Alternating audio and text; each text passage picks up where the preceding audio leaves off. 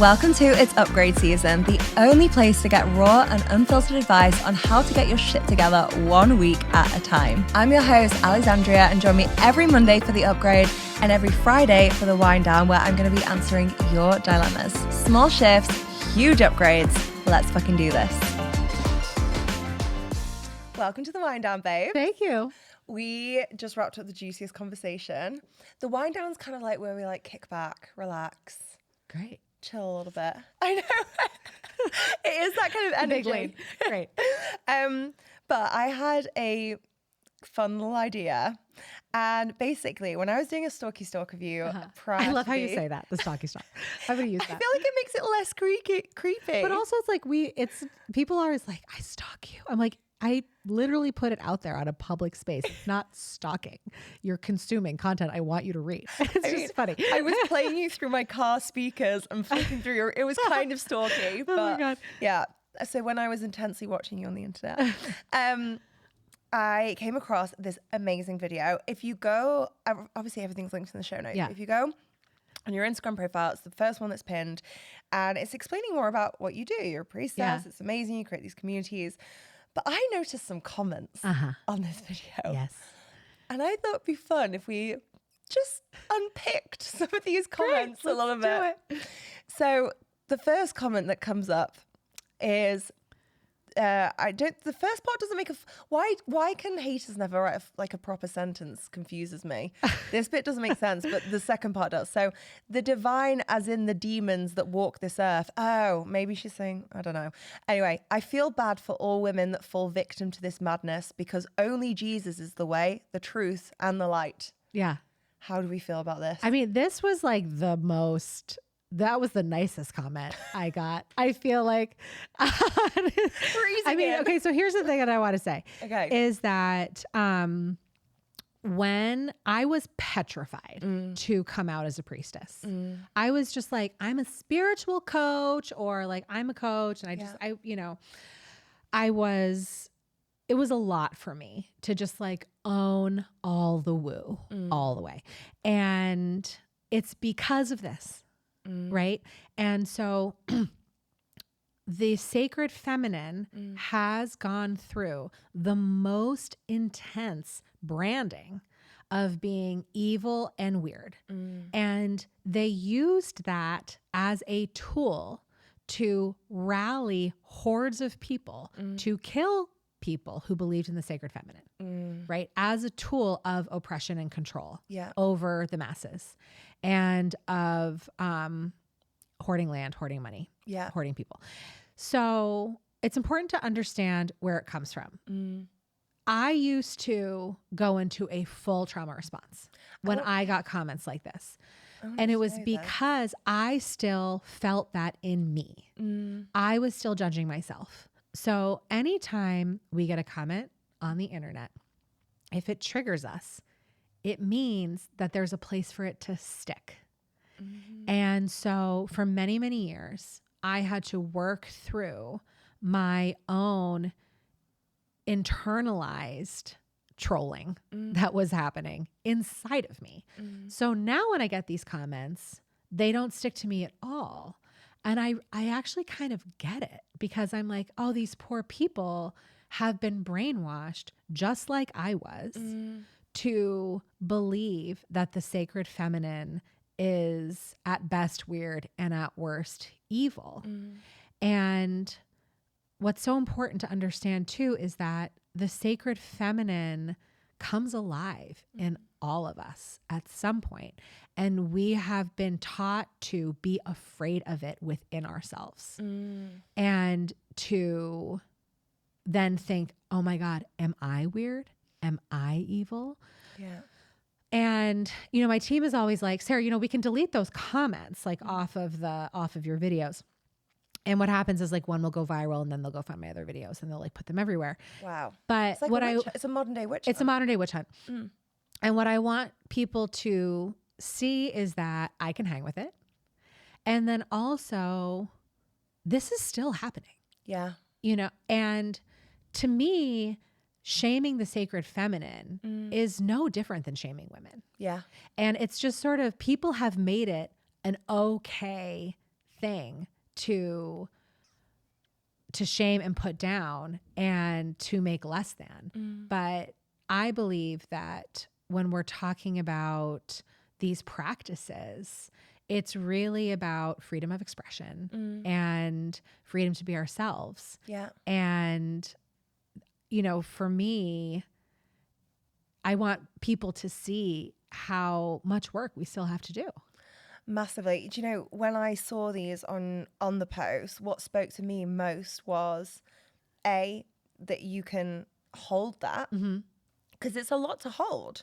Yeah. And we'll go through a couple of other ones, but there's a lot to hold. There's Yeah. a lot of energy there. But the second one was, I was just shocked there was such a response to it. Like, people were so fired up that it was so offensive. And that was just a reminder that this is still happening. This is wild to me. Yeah, it's really wild. Yeah, people are deeply offended by me sometimes. I find this so wild. I know. You're so lovely. Thank you. Well, here's the thing is that on the internet, I'm not me. I'm whoever these people don't like in themselves and who are afraid of in themselves. And part of being seen, and also I believe part of priestessing, is being available to be projected onto, you know, because in a lot of ways, like, I'm just holding the different archetypal frequencies of the goddess that we've all been trained to judge in ourselves and to not know and to deem as evil. So in a lot of ways, I had to move through, oh my God, just like years of being comfortable with not being liked, because I used to equate being liked with being safe.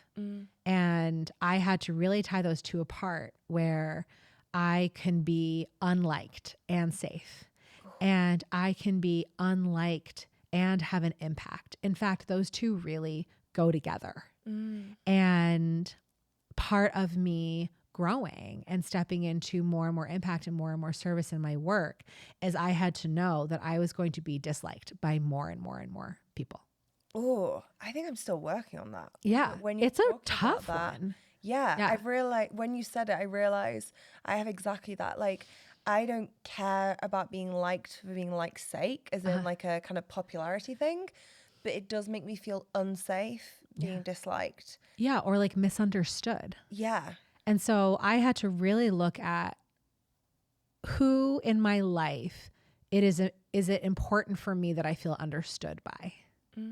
And oftentimes, if we feel misunderstood by people who are really close to us, we're looking towards our like Instagram community to understand who we are. But I have just done so much work cleaning up my relationships, my close relationships, that I know I'm good with my people. And also I have to know that I'm good with myself. Yeah. Like, integrity is everything. And if people start trolling you on the internet and you're not good with yourself, you're like completely fucked. Yeah, totally. I can see that. And that has happened to me before. Okay. It's just like, you know, there's like just been a bunch of stuff that happened in the past couple of weeks. And there's been a few things I've had to clean up, but I take it as an invitation to be like, oh, cool. There's like this explosion of hate on the internet right now. How can I use that to look at where I'm out of integrity with myself and like just clean that up? Can you give us an example? Well, like something that I posted this video about making more money than my husband as a priestess. And so it's been really great for me to dig into what is the role of money in my work, and like, what am I here to teach and what am I here to hold and with whom, and how can I be discerning around that conversation and the conversations around privilege, of which I have a lot of, and also I grew up in a community where I was told, you know, it's like, even unconsciously, I could only make money if I was a banker or a lawyer or a doctor. So I am also really proud of myself that I make more money than my surgeon husband as a priestess. And is that mine to talk about? And it's been such a good inquiry for me to be in. Or is it? No. It's just like, I think it goes into soul purpose and impact. Right. Like, Okay. am I here to talk about making money as a priestess? Right. Or am I here to be a priestess and lead ceremony. And I've come to the place of that's actually what I'm here to do, is I'm here to be a priestess and lead ceremony, because you don't need to make money in order to be an impactful priestess. And if that's something that's important to you, go do that. And the reason why I chose to talk about it at the time is because I feel like there are a lot of women who are called to support their families financially. And I want them to know that they don't need to work in corporate in order to do that, if they have the chops to grow a company that supports a spiritual offering. And also I am more committed to getting as many women just in ceremony as possible. Like, I'm not here to train priestesses. I'm here to get every single woman into ceremony. And so that helped me get so clear on that. And it's not that talking about money is wrong. It's so great. And I am just like always looking for the women who that's their thing. And I just want to raise them up and have them do that. Because a lot of us, when we have a lot to talk about, we feel like we could talk about anything. But we have to like be like, what is my thing? And then do that all the way. That's something that I'm working through at the moment. I feel like I'm like, I have all these, we are multifaceted, I think, as women and as humans. And I think just knowing where to rein those in a little bit can be tricky. Yeah, this is such a great exercise, by the way.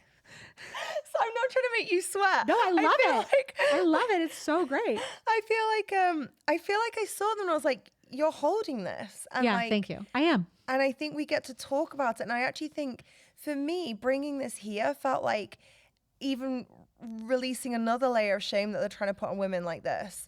Because it's like, cool, you'll comment on it. We're going to sit and fucking talk about it. Like, I'm going to read this one because I feel like this mimics quite the theme of a few of them. Which was, that's a really pretty way to wrap. Sorry, it does make me laugh a little bit. Can't wait to hear this one. That's a really pretty way to wrap up a satanic cult leader. People, do not be deceived. Oh my God. It's so good. Are you a satanic cult leader? I am not a satanic cult leader, unfortunately. Hey, look, here's the thing. Cults use brainwashing and manipulation and forced membership. And this idea that you will die if you do not join my cult. And so if they don't join your membership, will they? Oh my God, no. It's like everyone just like do your thing, you know?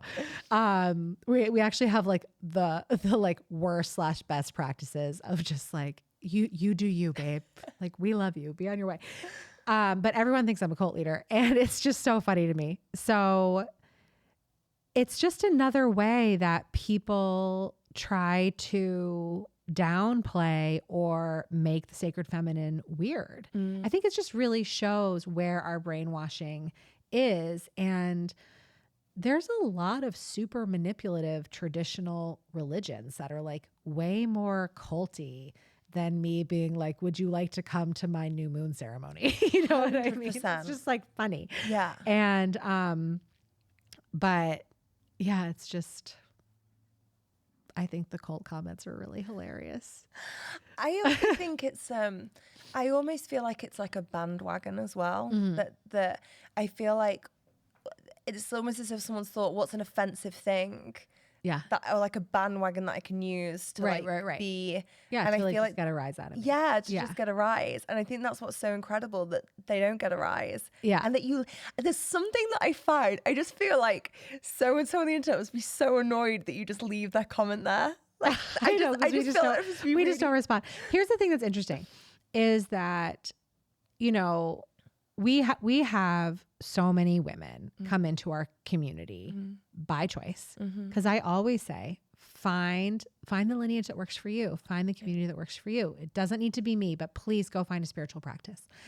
And people cannot fathom that someone would choose to sit in a beautiful space and talk to their soul. I mean, that's really what we're doing and I mean, just the layers of brainwashing around things not being like so burlap sack focused, you know what I mean? And it's this real departure from Puritan culture.